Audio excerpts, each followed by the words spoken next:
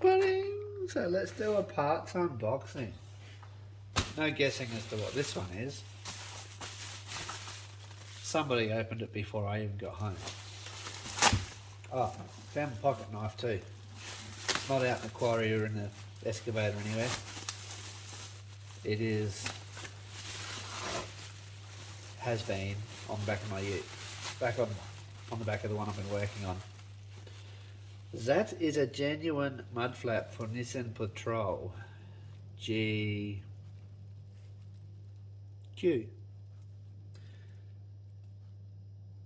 So that will have to go on. All this means is more work for me. Anyhow. So we'll put that somewhere flat. What's in here? It says a fan clutch.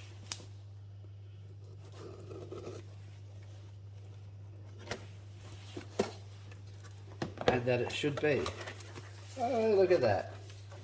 Brand new viscous fan clutch. Wow, it's heavy duty. For Nissan Patrol.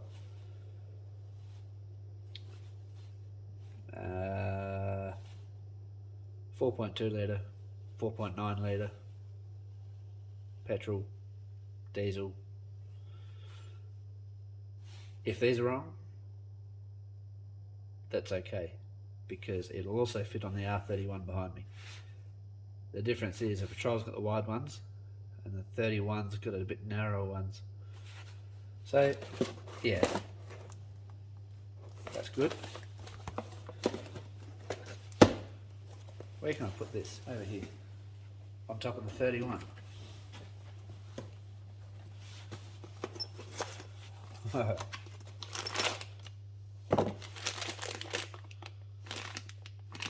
Who knows what that is? It's a clutch slave cylinder for same said GQ Patrol. Well, you know, like that's GQ, that's probably the same on the GU. I doubt that they would have changed that in 15 years, 20 years. When did they start making the Patrol? Back in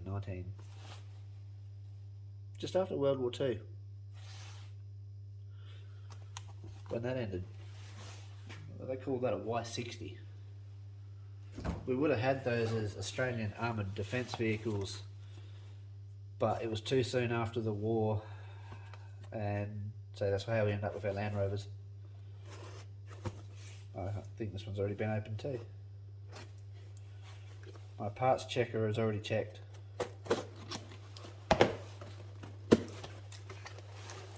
Haha. I think this was the issue. This is the master cylinder for the Patrol. So, plus the reservoir was leaking on the other one. The actual plastic was cracked. So I just opted to buy a new one and a slave at the same time. Do both and just forget about it, you know. That's an up and coming job. I've had this open. So who would remember?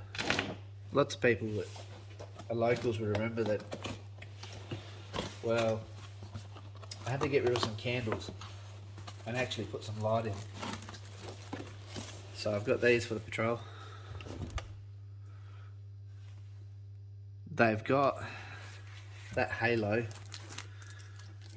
which will be, I'd say, that red wire going to the Parkers, and that there green wire makes it flash orange with the indicators on. So, and they are approved. They meet Australian standards. Yeah. DOT, SAE, it's got the bloody little thing written there. Focus. So yeah, that's how you tell if they're approved. So that should mean that we'll be able to be seen. Well, I'll be able to see driving it. Adapters for different vehicles. because these are a universal fit. These will fit your Jeep Cherokees, and, yeah, and all that good stuff. So I hope they were only cheap ones. The better quality one I was looking for, I could not find. And I already watched a heap of reviews, and the one I was after, which was like $250, were way better. Well, I'm thinking they're going to be better. Should have been, but I couldn't find them. The Forbidden Unit. How the hell do I open this one?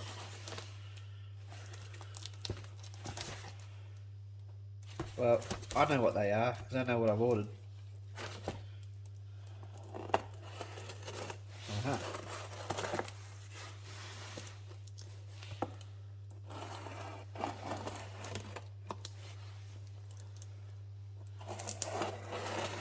And there's nothing in here I should be able to cut, except for maybe a receipt. But, yeah. It is no biggie if I do that. Would have hoped if I sharpen my knife, because it's blunt, as per normal.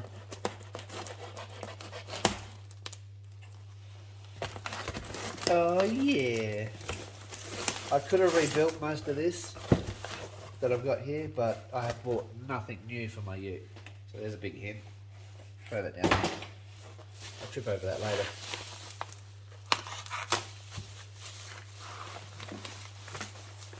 So I figured I'll give it a birthday present, and it would actually save me a bit of time.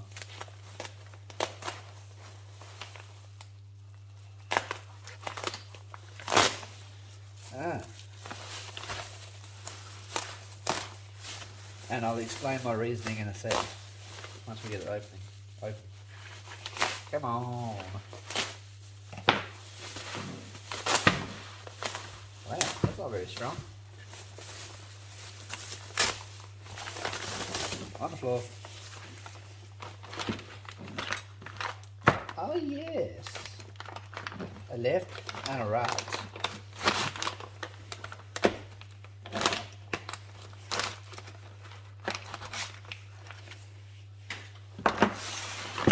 So,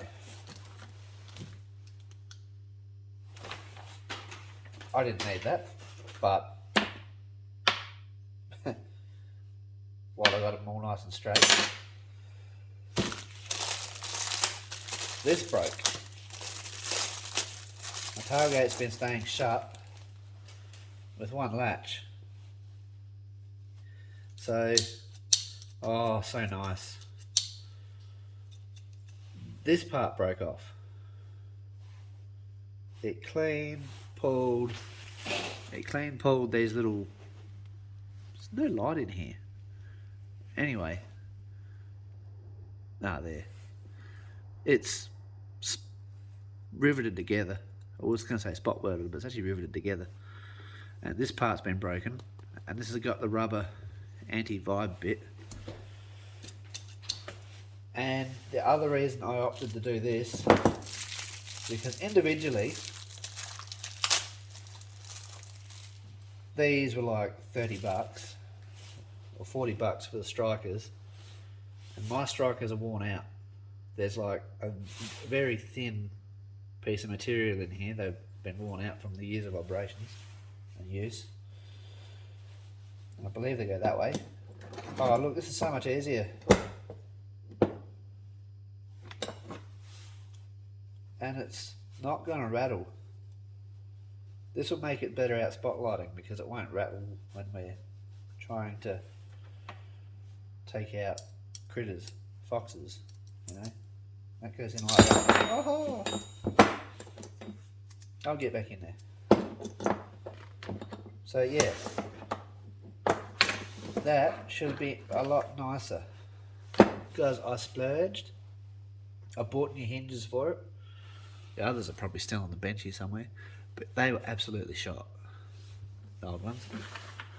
Absolutely no. Here's one. Here's an old one. You know, like, they'd been botched up before. And I thought, you know, I could just oversize that rod. Anyway, it's not the only ute that I have, and it's a big heavy hinge. You can use that on a garden gate, nobody would care. So yeah, 2 of these. Obviously left and right. Saves me a bit of heartache.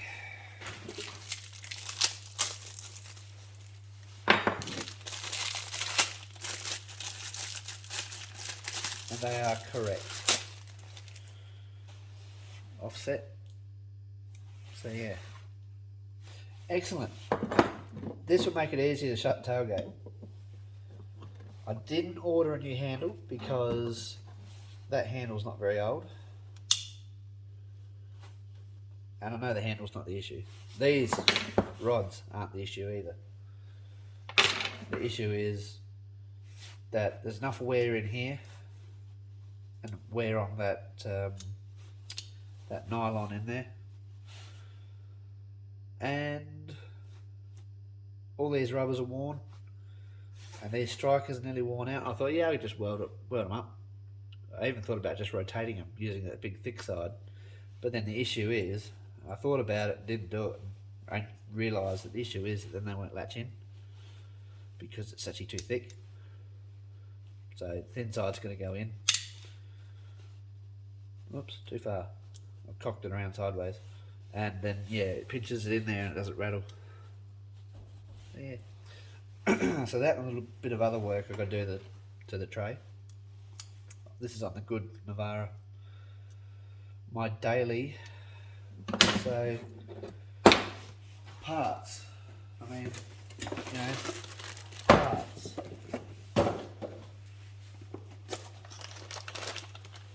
Patrol.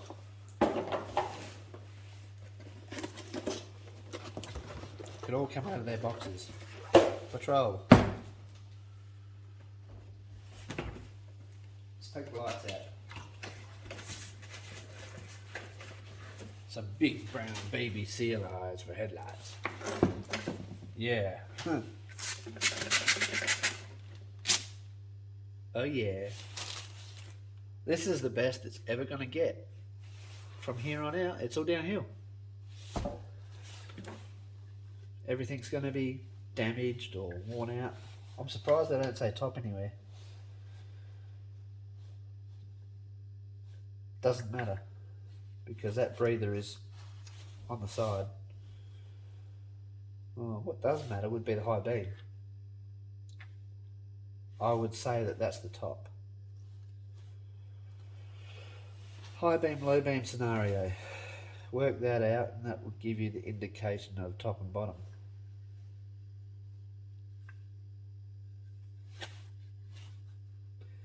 Yeah, I would say that that would be top.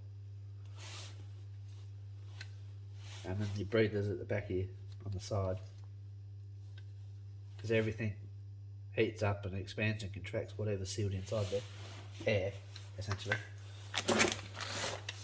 So yeah,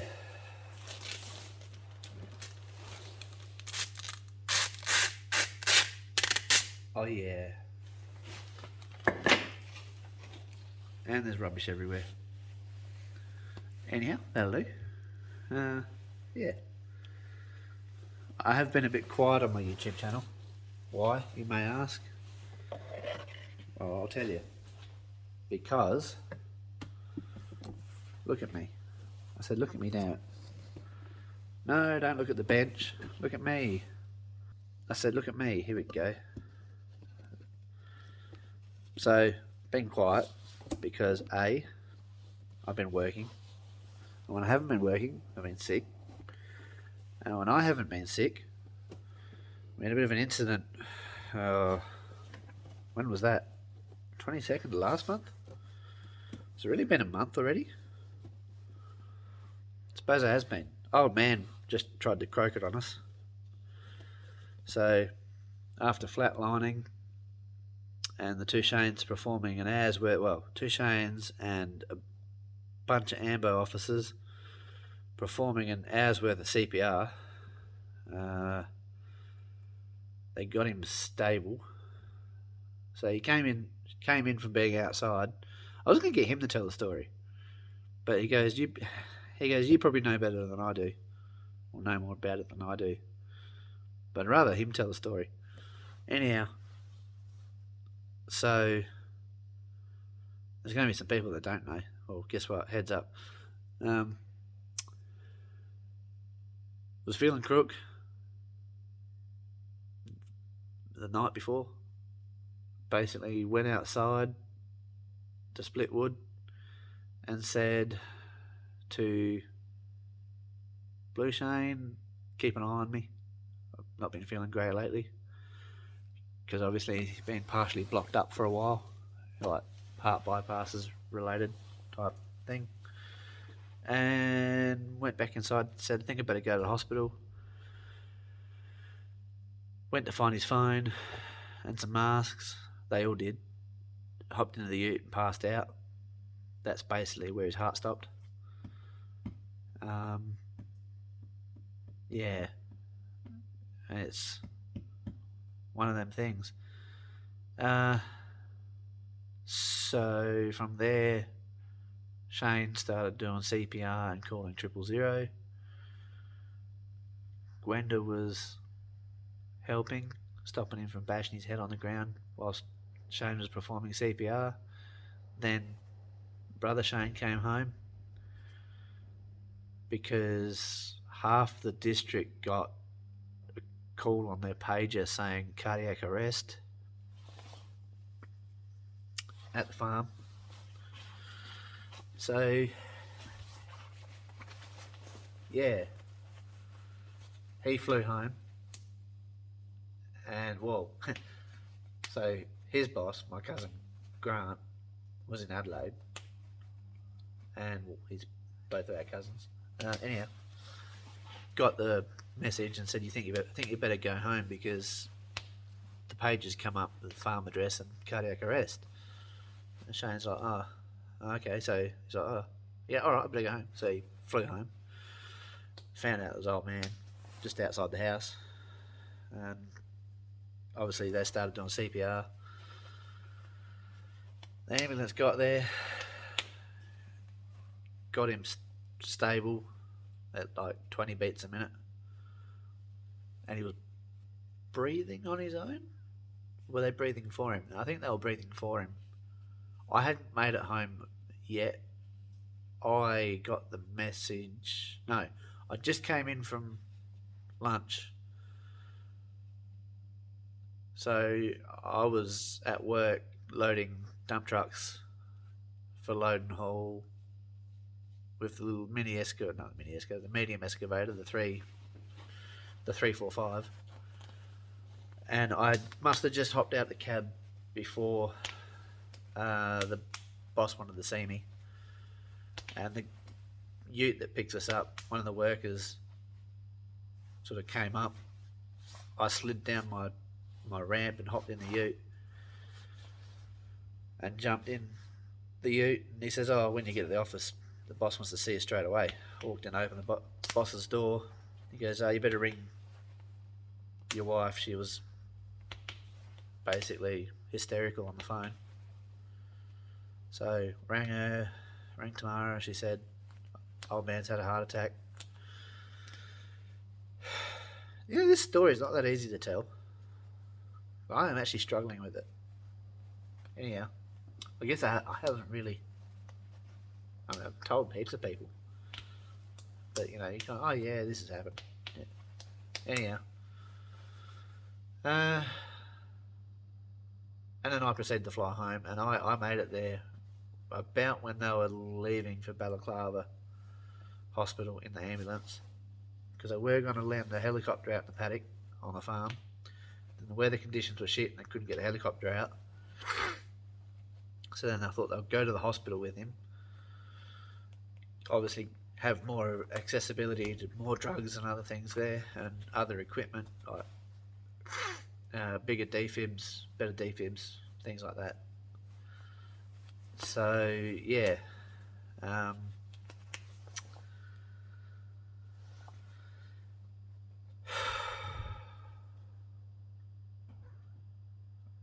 he should be telling this story, not me. It's actually hard for me to tell. and I didn't do any of the hard work, like all I did was turn up and follow everybody around, like the two Shanes and Gwenda did, and the ambulance officers did all the work. Yeah, I just, again, showed up and been useless. Like, yeah, not needed, anyhow. Yeah, so then I got there, followed them into Balloch. They were going to get the chopper to Balaclava, but then it was not bad weather up here. It was a bit windy, but nothing the helicopter couldn't fly in. But down in Adelaide, it was just piss poor, shit weather. It was absolutely fucked. And I knew that because where I was sitting at work, I can see clear off into Adelaide and been listening to radio all day. And the weather I knew was shit in Adelaide. Like, it was windy as fuck. And, like, you couldn't see through the amount of rain that they were having that particular day. It was ridiculous. So it's no wonder that the helicopter never got out. Anyhow. So, yeah. Got him the Balloch. We're seeing the doctors after they stabilised him a bit more. And things weren't looking real good. He was breathing by himself at some point, and then he quit breathing by himself, and then, or did he? I can't remember. I'm pretty sure he was breathing by himself, but they left all the tubes in just in case, and obviously, like, he was sedated. Not that I think that he would have been conscious anyway, if he wasn't sedated.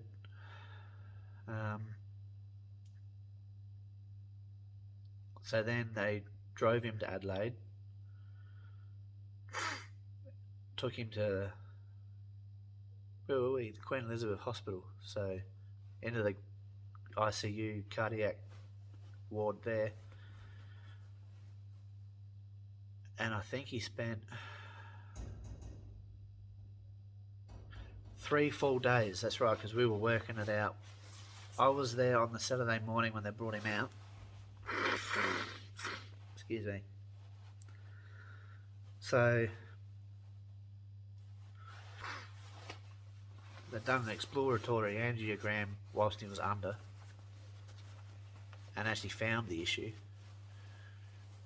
Put a stent in one spot, from what I understand, and opened that up.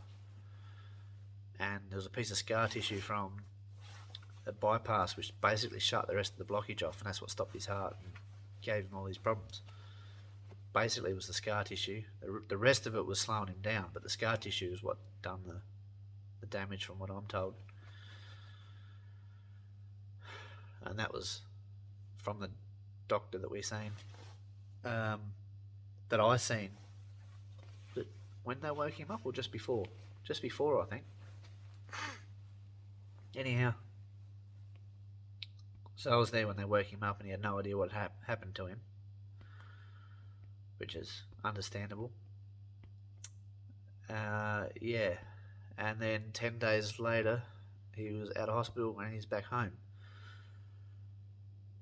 and is doing well. But there was a risk.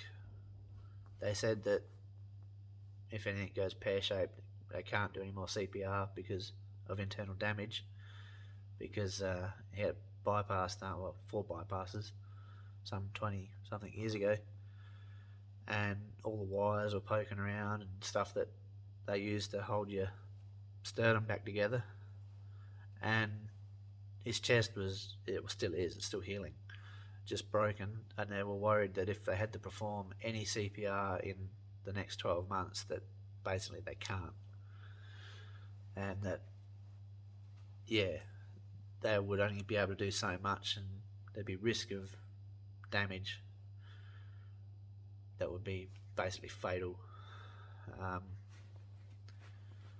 So yeah,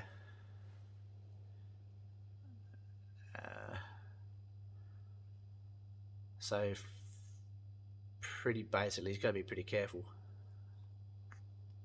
And yeah, so we nearly lost him again. So yeah, at some point he quit breathing altogether from the time he got out of the ambulance and got into Adelaide. I don't know if it was straight away or when or overnight. On the first night that he was in hospital, the machine was doing everything. Absolutely everything. So, yeah. I can say from what the CFS told us, because all the CFS came out because they have the defib in our area, that he had 6 shots of adrenaline and 6 defibs, like went off 6 times, and they did compressions between each of those 6 times, and we roughly worked it out to about 3,000 chest compressions. That, you know, could be more. I don't know. Might not be quite that many, but that'd be a real close figure, because as the defib machine tells you that there's 200 compressions between every shock. Fuck. And then the defib machine actually tells you that the reason it keeps going off is it doesn't detect the heartbeat. So it actually shocks, or an irregular one at that. It'll shock you for both, I think. From what I can remember from my training that I did.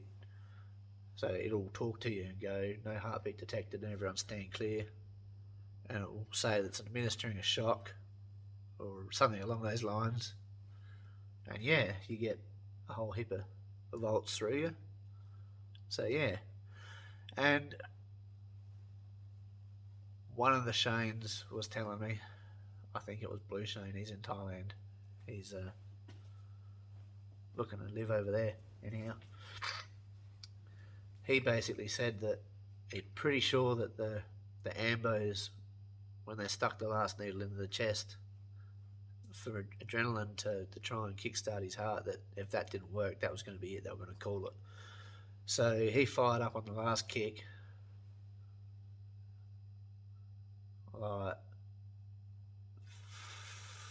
Fucking unreal. So yeah, anyway, that's where I've been. And then I've been crook myself. Just, yeah, not getting anywhere with my gut issues. One doctor reckons I got IBS. And that the 12 cups of coffee I drink per day are the issue. Well, what he worked out to be about 12 cups of coffee. You know, like, fuck, I don't know. None of these cunts can give me a fucking good answer. And so, yeah, I've had days off work for that. And other shit. You know, having Tuesday off for a funeral. You know, like, I don't care. It'll be what it'll be. It's just life. As long as you're still kicking. So, yeah, anyhow. Oh, yeah, and that's why the doctor reckoned my blood pressure was high. I feel different already because I've basically cut back on my coffee. Because he said you're hyperactively alert cognitively. Like, talk flat out, just whipping around, like looking at shit all the time. He's like, you're borderline hyperactive, and it's due to the amount of coffee that you drink. You know, obviously I don't need that much to get me through the day, you reckon? You know, because he's like, so I have about 3 cups a day, 4 sometimes, and sometimes you'll sneak in an iced coffee if you're going to the servo for fuel. And that's about the only time I get the iced coffee, but, you know, like I make coffee at work and coffee at home and whatnot. But he's like, how strong is it? And I'm like, well, between 2.5 to 3 teaspoons per cup. That would be, you know, that size. You know, your standard coffee cup size. You know, bloody something about this size. Oh, not even. This is too big. You know, like. And he goes, oh, so In reality, that's about 12 cups of coffee. No wonder your heart rate's resting rate was 84 beats a minute when he checked it. And I was pretty, I would consider myself, I was pretty calm when I went in there. Yeah, so that was that.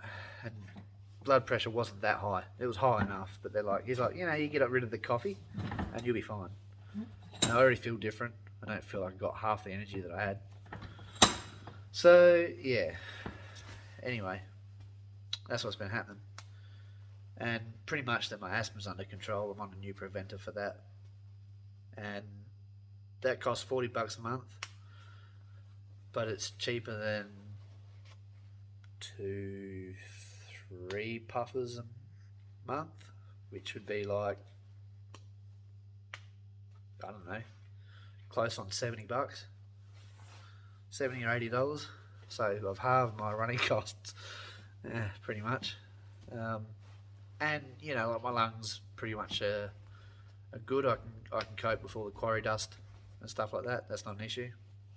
And the day-to-day dust around here, I still get hay fever and shit like that. But the ingredients in the preventer have helped, even with my hay fever a bit. Say that, and I've got a runny nose. Anyhow, yeah, so...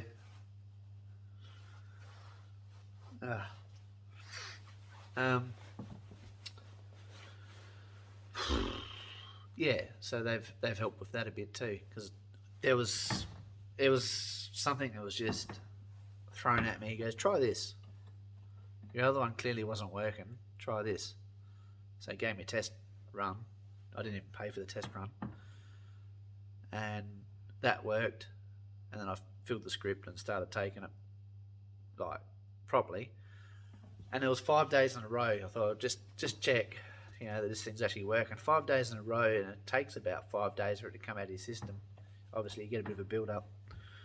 I'm on the lowest dosage of that preventer that I can get, which is good, because that way if it fails, I can go higher doses. Until then I have to look for something else.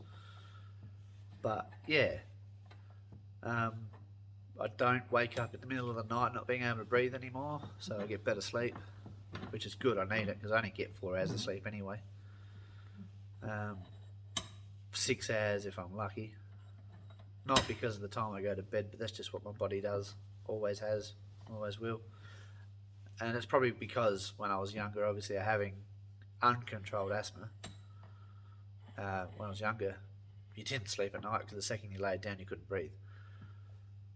And yeah, and when you did sleep, it was pure exhaustion. So yeah, I haven't checked myself with grain dust or anything yet, but harvest is only around the corner. I'm sure I'm going to drive past the header somewhere and cop all the tailings through the window of the ute, going to or from work. I might even just poke myself into the grain shed when they're unloading grain there and just try it. What's the worst can happen? I take my puffer. Like each puffer has 200 doses, and I'm still on one from 3-4 months ago. I've been on this new stuff for like 5 months. And I went through a cold and a chest infection with that, which normally would have put me in hospital. So, or close borderline put me in hospital. So, yeah. Fucking, in that respect, doing pretty good. And, yeah, still running on the same puffer I've had for ages. Actually, I might have changed it, but only because it was old. Yeah, no, same one. So it's got 71 doses in it. So I'm doing pretty good. Yeah, and I think I've had that one for 5 months. Have to have at least. Yeah. Oh, and some remainders, because I didn't even factor in the test sample preventer that I got. So yeah. Anyhow, that's what's happened. That's what's happening. And it's after this week, get a few other chaotic things out the way.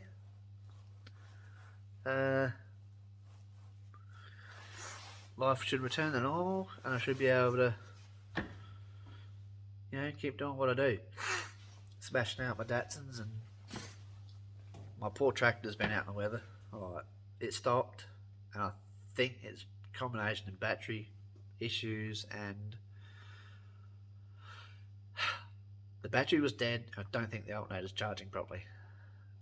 So, I think I may have a blocked jet, so because it's carbied. Oh, bloody hell. Anyhow, I'm not going to ramble on about that. That's a job for another day. We'll go through that. Because it drove here fine, and then it basically played up from the minute I got it home. And I started using it to cut this truck up that's been here since we bought the property, to send that away for scrap. And it just kept letting me down. So rather than get frustrated with it, I just parked it. I threw a tarp over the seat, and pretty basically I'll get to it when I get to it. And I need to get it going because it's the biggest thing I got here. I need to lift some real heavy shit around to tidy up and all that good stuff. And I think I'm going to take this load of scrap down myself on a weekend, so I'm going to have to borrow a big trailer, and they can lift it off a forklift downtown, because it's pretty basically a whole Leyland truck. I want the money for that. Like, last guy got all my scrap, which helped me out a heap, but obviously you get no money for it when you give it away. And if I get scrap money, that's money for car parts, fuel, ammunition, optics, all that other shit that I don't have time to play with much at the moment. Like I do, but like for this amount of time, when you want to play with it for this amount of time. So, like when you want to go out shooting, like target shooting, so that when you go and do pest control, you know what your rifle's doing, all that sort of shit. So yeah, I've got some new stuff there too. So yeah, that I want to play with, and I'm going to sell some. So, I've got to go to a dealer and get rid of a couple just because I don't need them, don't want them. Duplicates, Too many of one thing sometimes is a good thing, bad thing. There you go. Who knows? Yeah, I have been still dicking around here too. I've been putting garden pipes in and stuff like that. So yeah, we got water around the yard a bit more now. And yeah, when I'm not wanting to work on a car, there's 3 in here that's still got to get finished. That ute will be the first finished. Then I'll probably skip this car and go to that blue one. Fuel pump and timing belt for that. And then, yeah, don't know. See where the wind blows me. Oh, and I've got the wood elevator I've got to finish. That's outside, just outside that door. I've got a couple of pulleys for that. About a pulley for that. I should have got the big one, but it was $140. Anyway, doesn't matter. It is what it is. More to come. I'll see you later.